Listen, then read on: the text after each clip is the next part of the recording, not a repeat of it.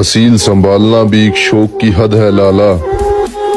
शेर खरीद के पिंजरों में डालने से आप शौकीन नहीं बन जाते।